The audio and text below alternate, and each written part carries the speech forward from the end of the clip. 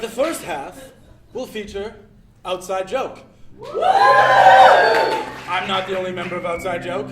Leaf's not the only member of Outside Joke. So let's get the rest of the members of Outside Joke on stage!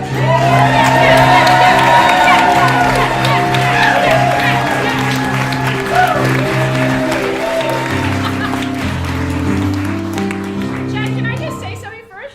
When we were backstage and you started chatting G-Sack, Robin got really excited. I don't know if you guys heard somebody go G-Sack.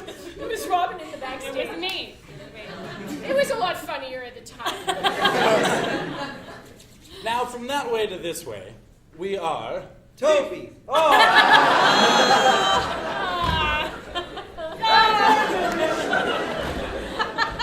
Toby! James. Chad. Robin. Andrea. And the comedy's already started. For those of you who have never been to an improv show, clap your hands. Hey, that's great. 4 people. Come up on stage! Improvisation in the theatrical form is a form of theater that's completely made up on the spot. We take a suggestion from the audience as a point of inspiration and we go off from there. You're in for a treat. Now, or a trick. Halloween jokes! Not going over. That's okay. We're really hitting a lot of dead ends with our banter tonight. We were really funny last night. In rehearsal. Anyway, the particular style of improv that we do is long form, and we also do it in the form of an improvised musical. So Leaf will be making up music, we'll be making up songs, as well as stories for you tonight.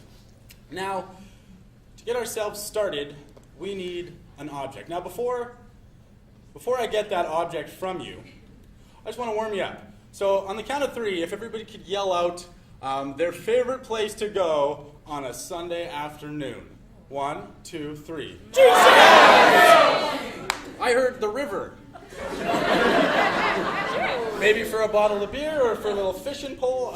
Let's hope so. Let's hope so. Yikes! A lot of good things by the river happen in this city, I'll tell you what. Read the newspapers! Okay, before we continue to embarrass ourselves with banter, and before I do prompt you for that object, I want you to think long and hard, because remember, the object that you're going to give us is what we're going to entertain you with for the next 45 minutes. So be very careful with your selection. So folks, what is an object that you would like to inspire this show? Chainsaw! I heard a skull. I heard a dead body. I heard a dead. That's a big object. But I feel like in the spirit of Halloween, a dead... Sure. Are you guys comfortable with that? Sure. I also heard chainsaw and you heard skull. Dead body it is. Dead body it is. Ladies and gentlemen, what you're about to see will never be seen again. This is a dead body. It's lying on a metal gurney. It is an old man. Was. It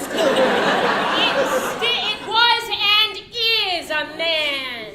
This man is impeccably groomed, even though he's dead. He has a beautifully groomed long white beard and a beautifully groomed long white skullet.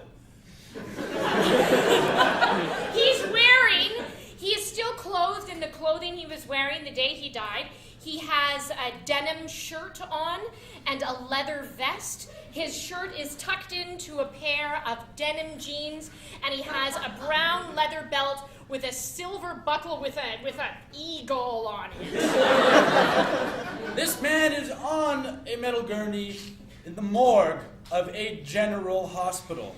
So the gurney is here, it's polished silver, everything's very clean, those sort of cross legs that fold in and then the wheels on the ground, the 2 in the front that turn and the 2 in the back that don't, and one of the front ones is stuck, so it makes it hard. He got bumped into the wall a bunch of times as he was getting brought in here. But he doesn't care, right? Along one of the walls is that weird wall of like those creepy fridge-type drawers where you see in movies they slide out the dead bodies that are also in the morgue. Who knows how many other dead bodies are on that wall? On one of the side tables, they've removed the contents of his pockets because they haven't yet removed his clothes, but they had to remove the contents of the pockets, as I just said. And in it is a collection, and there are a lot of keys. He has a lot of loose keys, keychains with keys on them. On the other side, there is another bowl, and it is full of the contents of his body. Because he's an organ donor. So there's a heart. Yet. There's a couple of kidneys. Or a couple of eyeballs. Oh, you can donate eyes. You can donate eyes. Of course, it's one of the most important things they need. Near where his personal effects are, there's a desk of the person that works in the morgue. And on that desk, there's an ashtray and a half-smoked cigarette, because this story takes place at a time before they stopped allowing smoking in hospitals. There is a framed picture on the desk, and in the framed picture, there's a woman and a child, and they're smiling on the beach together. We cast our gaze up to the ceiling where this is a time before they stopped you smoking in hospitals, but it's after the time when fluorescent light bulbs were invented. So there's fluorescent lights, and one of them is flickering in that, and not that kind of buzz that just gives you a headache, but a real like off, on, off. But despite the flickering of the light bulb and the distraction that it creates, the light that it casts on the man's face doesn't hide the fact that he was a very handsome guy. If we go back into the man's face. Despite his age, you could tell that underneath the weathering of the years was a true Adonis. Chiseled cheekbones. So that's just what I said. Oh, well, I'm elaborating on it. Okay. Yeah. Weathering. His gray hair pulled back and sleeked. The bowl cut. Skullet, sorry. The whole denim daddy thing going on. And even in death, his brow is slightly furrowed, and one of his eyebrows is kind of like, what's going on? This is a dead body!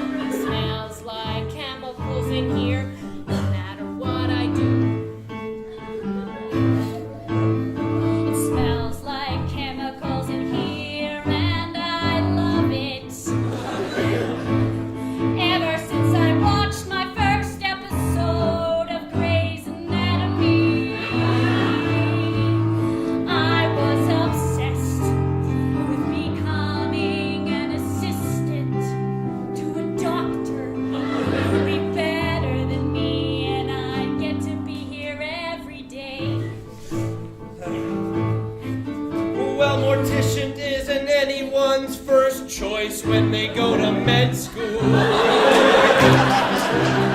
But even folks that are dead need to be taken care of.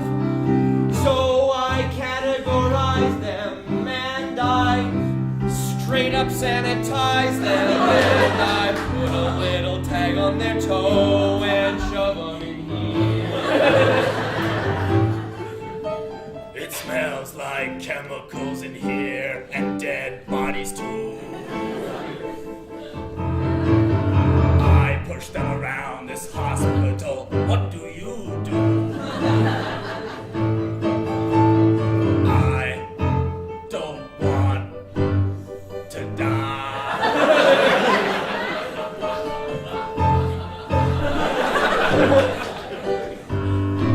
Smells like chemicals in here. Smells like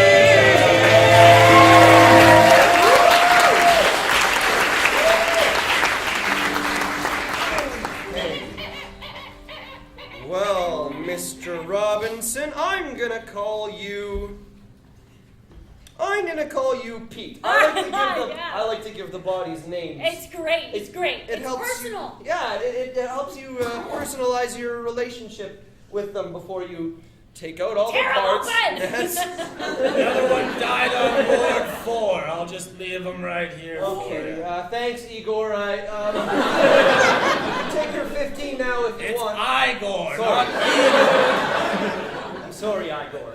Thank you. Nice to see you, Igor. Nice to see you too. You could be a little bit more cheery. Yeah. Oh. Grumpy pants. Dr. Morgie. Just That because was a my good name is Morgenstein, and I'm a mortician, I think you and I'm got always sad. It's very funny. a smoke I could bum. Ooh, Yes, everyone smokes in this day and age.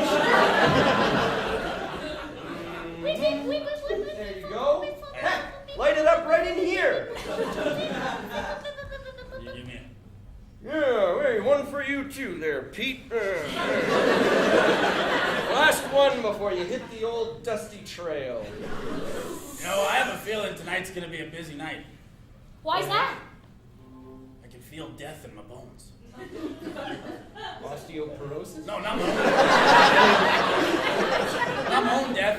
You know how some people can feel the rain coming on? Yeah. I can feel death coming on. Whoa. Whoa. Not in myself, Other people. other people. All right, Igor. Okay. I'm excited. I'm here all night. I'm here all taking night. a double. If Yeah. somebody offers up their shift, I'll make it a triple. You're awfully enthusiastic about working here. Awfully enthusiastic. Well, I think it's great. I'm gonna go get a coffee. Anybody want a coffee? Maybe a tea? Maybe a Coke? I'll take Igor, mine yes, back. yes, please. I would love a coffee. No problem. When do we get a cutting them open? Well, we already did Pete here. And he looks great. Honestly, you did a beautiful job. You are like an artist. No, I'm nothing like an Dr. artist. Morgie. Please. Dr. Morgenstern is fine. You're an artist, Dr. Morgensternstein. Oh, I'm just a guy who cuts open bodies. Yeah, but I mean, ever since I took your lecture, and when you were talking about, the removal of organs and how you kiss each one before you put it away, I mean, the love and care that you show with these bodies is unparalleled. Oh, I'm surprised you remember that lecture. I remember everything from that lecture. I was nearly disbarred after telling people I kissed the organs. That's the doctor bar. You were wearing that tie that has chainsaws all over it? Yeah. Oh, you were the one in the second row with all the questions about what do you do if you get blood on your hands? Can you lick it off? What do you do when you have too many bodies? Can you take some of their parts home? Yeah. Do you have any hands in your house? And I was disappointed to say no.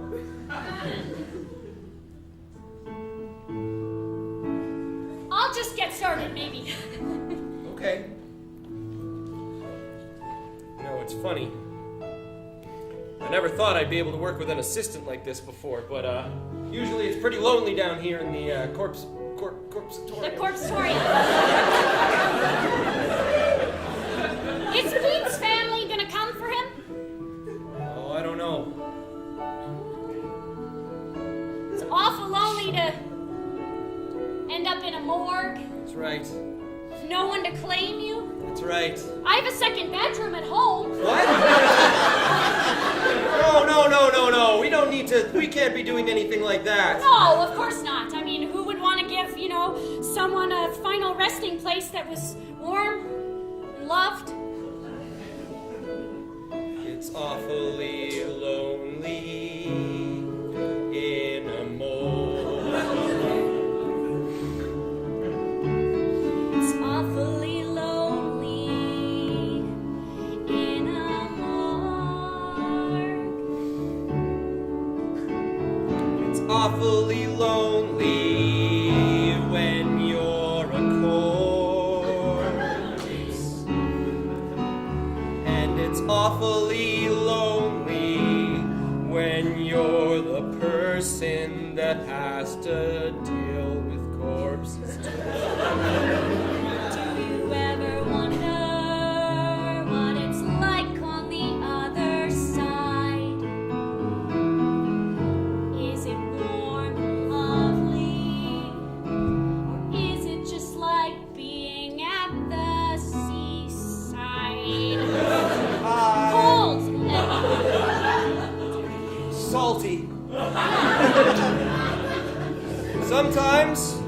When I look into the eyes of the dead, I can see the things they've seen, and I can see the adventures they've had and the love they've shared, and it drives me crazy, 'cause all I ever see is just these metal walls and flickering lights. All I ever see is just the people who have crossed the end of their life. And maybe tonight for 1 hour, we lock the doors, we see what they've seen. Maybe just for 1 hour, we can be like them, be dead for just 1 hour. I don't know. Igor said today's gonna be a busy night. And you know, even though he's a little creepy, he's almost always right. But whoa, what was that? We just, never mind. Holding Make it weird. But let's see where this goes. Maybe this guy's got a key for the door.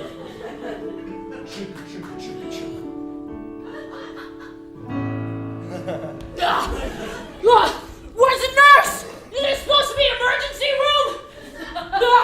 Okay, calm down. There's a fight. Okay. Is Steve here? Is Steve here? Steve, I'm sorry. Who's Steve, they found him poisoned. Is it? Oh. Okay, you're gonna have to slow down. Now, what happened, sir? What happened? Look, you can tell what kind of guy I am, right? Like A motorcycle guy. A motorcycle. Like a motorcycle. Good Nick. I wouldn't say no good Nick. I would say Power. That's the name of my gang. Power. But that doesn't matter. Steve, is he here? He's got a big skullet. He's a beautiful skullet. His skullet's like the side of a mountain, like the snow coming down the side of a mountain. That beautiful skeleton. That Papa Denim. Denim Daddy there. Denim Daddy. That's what I meant to say. Yes, they rolled him through here, and all the nurses. Why, we almost all passed out. It's a good thing this is a hospital. There's more coming. What? The shark daddies, the other motorcycle gang in town, they look like this. Oh, they have really awful teeth. There must be rows and rows and rows of them. Exactly, you can only get into the shark daddies if you were born with a genetic birth defect, giving you a double row of teeth. It means they have smaller mouths. Hey there! My eyes are also black. Finn McGinn. That's right. McGinn. Now, I remind you that this is a hospital. There will be no fighting here. Finn Hey! McGinn, this hospital's an art turf. Hey, the shark daddies don't want to cause any trouble. What happened to Steve then, huh? Oh, he went down. He went down No hard. visible blood on his body. That's right. No bruises, no burns. No. I don't know what happened to him. I didn't. The shark daddies, we kill people by ripping them apart. You tell if we had gotten them. And some of my shark pals, they're all dead too. So Yeah. this wasn't a turf war? Oh, they say when a shark stops riding, he can't breathe. A lot of my mates are falling off their bikes, choking in the street. That's what happened to Steve. He started coughing uncontrollably. He was coughing and smacking his leg and coughing. Did he have a lung disease? I don't know, I don't know, man. Oh, maybe just for tonight, the shark daddies and the power. Put aside their differences. Doctors! Doctors!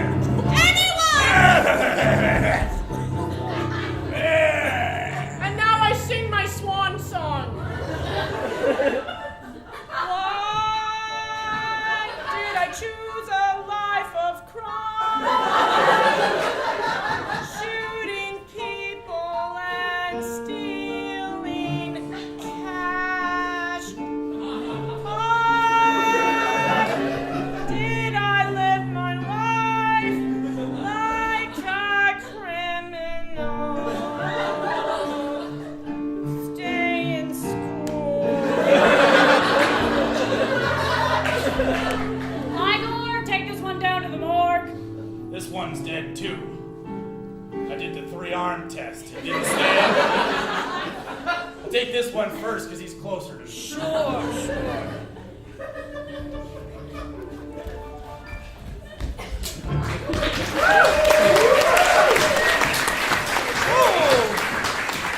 Hey there, Mr. Liver! It's me! Okay, I don't even know what these are. How do you not know what they are? Well, once they come out and go in the bowl, I give them to the organ donor people, and they just sort them out later. I think they've got like a sieve or something to shake them all. Oh! Here, hold Why is this door locked? I'll be right there! Hold the lungs. It's begun. Oh! You are not kidding! I don't even have enough gurneys. Oh, jeez. Okay, let's get Pete out of here. Dr. Morgie, I saw this person on the news. What? Yeah, you know, there's been a lot of turf wars lately between the Powers and the shark people. Shark daddies. The shark daddies. But everybody knows the shark daddies rip their victims to shreds. This one doesn't have a shred on. I did see a tattoo on the inside of Pete's wrist. Uh-huh. Oh, I just put him in here. It said Power. Howard. So he was a member of the gang too. And so was this one. I got a few dead shark daddies in the ER. You better So busy I had to take my patch off. Igor. But if it's not a turf war, I think we're dealing with something a lot bigger than a turf war. Cause my skin's a tingling. Oh no, Igor. And it ain't tingling like this since 1962. what happened? And you all know what happened. Oh, I remember what happened in 1962. Don't talk about 62. It was the time the nuclear plant on the hill exploded. Nuclear waste went everywhere throughout the town. They thought that nothing bad happened, but a cycle of every 10 years would yield a crop of people who coughed up green goo. It happened in 1972. It happened again in 1982. And now it is 1992. Oh my God, can we smoke in here? Yes, we can. That's a shame.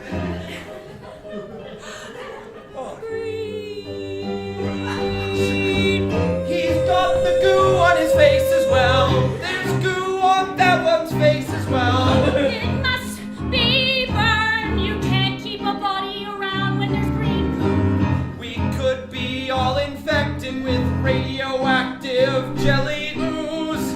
That sounds like something who's infected would say. Don't look this way. We can't descend into madness just yet. But neither of us are talking about it, so we're definitely innocent. And now you're turning it all on me. Well, I'm a doctor, so don't you see that you had better just listen to me and just don't kill me yet. Igor, a minute ago he couldn't identify an organ that he picked up out of a bowl. Whoa. I'm just saying, What organ was it? a really obvious one. It was an eye, wasn't it? And just a second ago, he said it was an eye. This is very strange. I think you need to get locked up. Lock him up. No, don't lock me up. Lock him Don't. Igor, come on. We've worked together for such a long time. Igor, I don't know who to listen to. Igor, listen, there's a calm, easy way out of this. We just have to contact the Center for Disease Control and let them know that there's green goo coming out of all the bikers' faces, and they'll know what to do. but until that happens, Igor, Come with me. I'm not coming with either of you. I know, it's a good thing the doors in this morgue locked from both sides. What? No! That's just to keep zombies from getting out! You sons of jerks! Clank, clank, clank, clank, clank.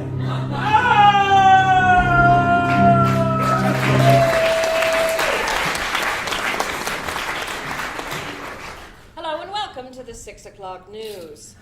The Center for Disease Control has released a statement saying that many people in the town have been infected with a mysterious green goo. If you see a person with green goo coming out of their mouth, try and hit them with something like, a canoe paddle. As the newscast continues, green goo starts to come from the newscaster's mouth, from her nose, even from her eye. This is Tommy Turkelson, Channel 6 News, on location at the old abandoned nuclear power plant. As you can see, the skies are going crazy out here with lots of aurora borealises, and the whole power plant is glowing with an eerie green goo. Now I'm not infected because I took my pills before. Oh no! Looks like this is a zombie or something right here. Can I ask you what's it like being infected with the green goo disease? No, you can't say that. Okay, cut. Can we go to commercial? No.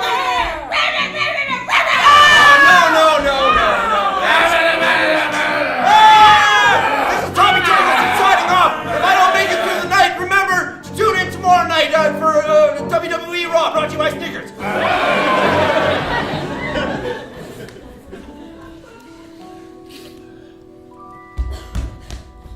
He's safe down there. I mean, not safe, but he's locked away, and I may be also safe. For the meantime, we're safe. Smells like chemicals in here. Not the normal kind of chemicals. We It's just came from- 1992, Patrice. Yeah. Oh my God, I've been down here for 10 years. Ever since the last green goo nuclear explosion. And it's happening again, Patrice. Then you know what to do. I do. Patrice? It's hard to talk about. Is there anything we Don't touch that arm. That's much better. Patrice, I know your whole family died in the last green ooze incident. The whole family. But we need to stay strong if we're gonna get through it again. Fine. Come this way.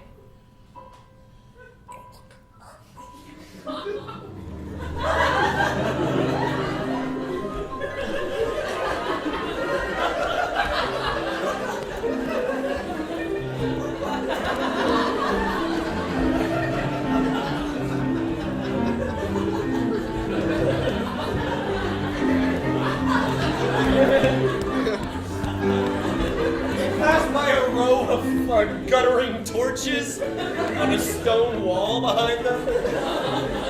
Just a little They farther. passed by a big glass wall that is an aquarium behind it.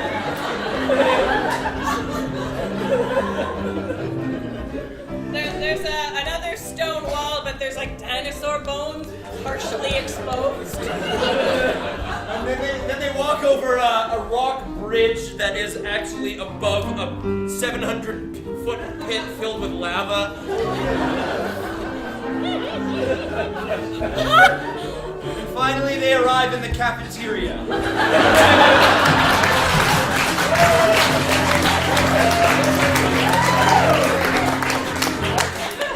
Have you ever paid attention to the vending machine that sells cigarettes? No, I mean, I'm trying to quit. It's so hard, though. You know, it's just that all I can think about. Don't quit. Yeah. Is smoking what saves us? Smoking saved me. It's old hospital CEO Chalmers. That's right. I thought you died with the green goo explosion of 62. I did. So, Now I work here in the cafeteria, serving up pieces of food for all of you. I'm not incidental to any of this. okay, we're gonna keep on going on our way. You guys move along. Good to see you. What about the cigarette machine? Oh, this old cigarette machine? Yeah. Through an experiment that happened on it just prior to 1962, it has a never-ending supply of cigarettes. I don't know, it's some kind of magic. I don't Maybe believe the in coin magic. slot is faulty. That's probably it, actually. It never runs out. We need to start smoking and make everybody in this hospital, sick, dying, dead or otherwise, smoke cigarettes. Wait. It's the only thing that neutralizes the gas produced by the nuclear power plant. I think we did a bad thing. Dr. Morgan smokes. He's not infected. No. What have I done? Dr. Morgan, I love you! We gotta go back! Wait! Get all your dimes, because that's how much a single cigarette cost in 1992. Oh, it just keeps going! Give old zombie cook your dimes. I got lots of dimes. Plug 'em in. Load up your arms with those smokes. Let's go get that man of yours. We have to go the same way we came. I know! And so they run across the lava thing. Some of the cigarettes fall in, but that's okay. They run past all the boats. They run past the aquarium. No, don't tap on the glass. They run past the wall of guttering torches. And they arrive back in the hallway where they found.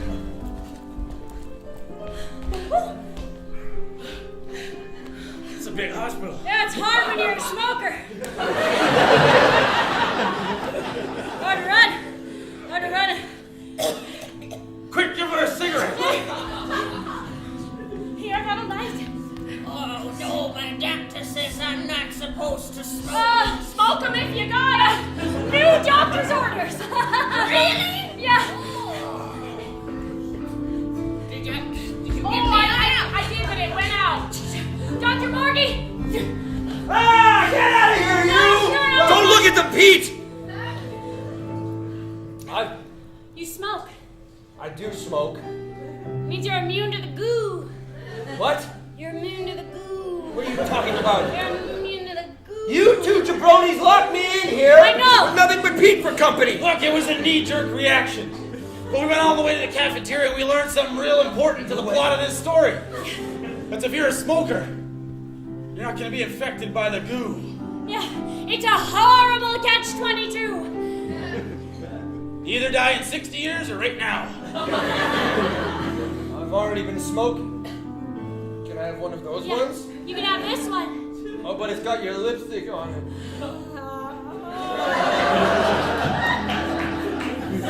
But as they smoked and smoked in the morgue, more and more of the townsfolk started to surround the hospital. Because ironically, the hospital is the only place in the city that sells cigarettes. They're surrounding the windows. I knew I never should have moved to Oppositeville after flunking out of med school. Oppositeville's not so bad. That means it is bad. Get out of here. Give them all cigarettes.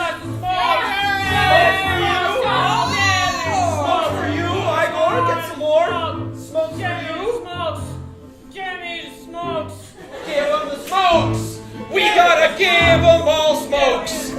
Give smokes to everybody. I never thought I'd be saying this out loud. Smokes for children. Baby smoking, older baby smoking, teenager smoking, and grandmother smoking. There are little doggy smoking and little kitten smoking. Even the plants are smoking. Smoke in the baby's bottle.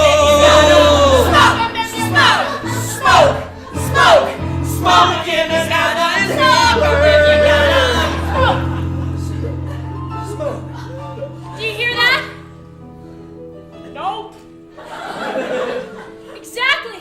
They're not pounding on the windows anymore. That's right. Seems like everybody's had a cool and reflective 7 minutes. Wow. You know, when I took this job as a mortician's assistant, I knew that I was going to be in deep. But you didn't think you'd get in this deep, would you? No, thank you. It's just been such a stressful day. I don't know how to unwind. How about a cigarette? Hey, I'm gonna let you guys in on a little secret. I didn't always used to be a mortician. What? With a name like Dr. Morgenstein? Stern. Stern. I can't think when I look at you. I won't apologize for that. I used to be a technician in a nuclear power plant.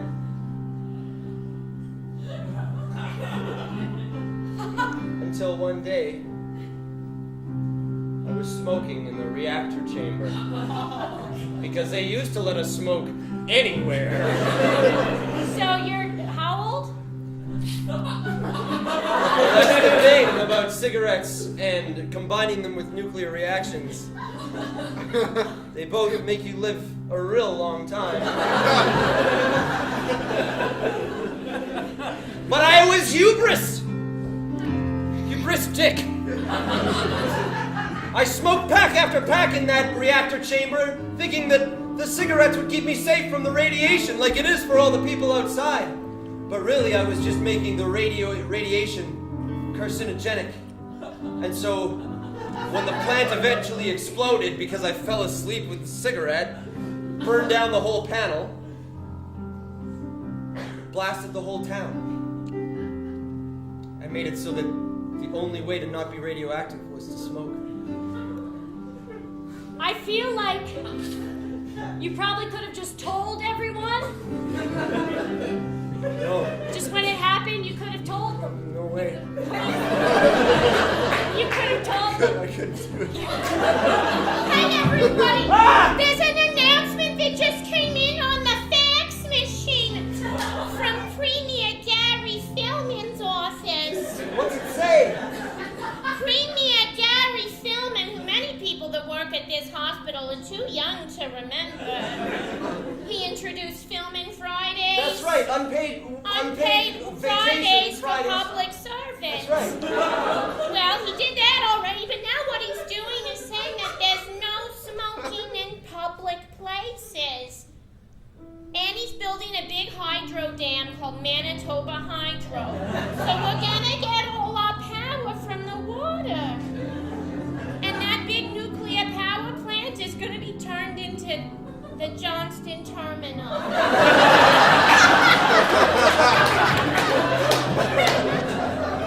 That's all I had to say. Thank you. Bye. Hi, Rosie. So I guess it's all for nothing. Guess we'll just. I could come clean, but I mean, what does it even matter now, right? We only have a few minutes, maybe weeks, maybe months to live. Shouldn't we live the way that we want? Shouldn't we smoke as much as we can? Shouldn't we care for our dead better? Shouldn't we care for our living so that they don't end up dead? Shouldn't we try to prevent the spread of deadly carcinogenic ooze? I say smoke 'em if you got 'em! Hey! Smoke 'em if you got 'em! Smoke 'em if you got 'em! Smoke 'em if you can. Let's go to the cafeteria! If you got 'em! Smoke 'em if you got 'em! Smoke 'em if you got 'em! Smoke 'em if you got 'em! If you got 1, smoke it. 2, smoke it. 3, smoke it. 4, smoke it. 5, smoke it. 6, smoke it. 7, 8, 9, 10, 11, 12. If you got a pipe, smoke it. A crack pipe, smoke it. A cigarette, smoke it. A cigar, smoke it. A cigarillo, smoke it. A pipe, smoke it. Smoke it. Smoke it. Smoke it. If you got a person, smoke it. Ham, smoke it. Ribs, smoke it. Smoke it. Smoke it all.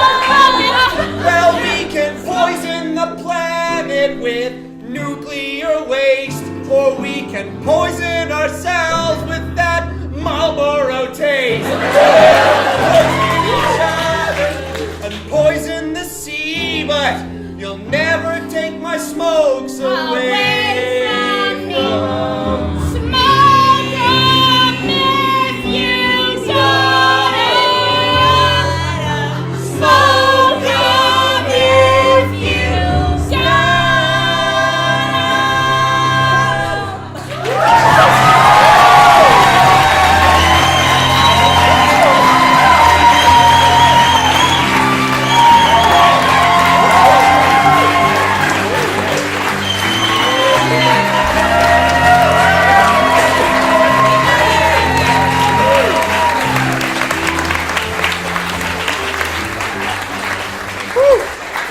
thank our sponsor, Demorier. But seriously, smoke him if you got him. Ladies and gentlemen, we're about to embark on an intermission. Please enjoy it. Also, please enjoy the candy that you find in the lobby. And when you're done with the wrappers, throw them in the recycling. Because throwing them in the theater's a bad thing to do. And if there's anything that we've learned from the last 45 minutes, it's that we should take care of the environment. And don't fall asleep while smoking in a nuclear power plant. There you go. Because that leads to whole lots of craziness. But folks, enjoy your intermission, and when you return, there will be a D&D improv show.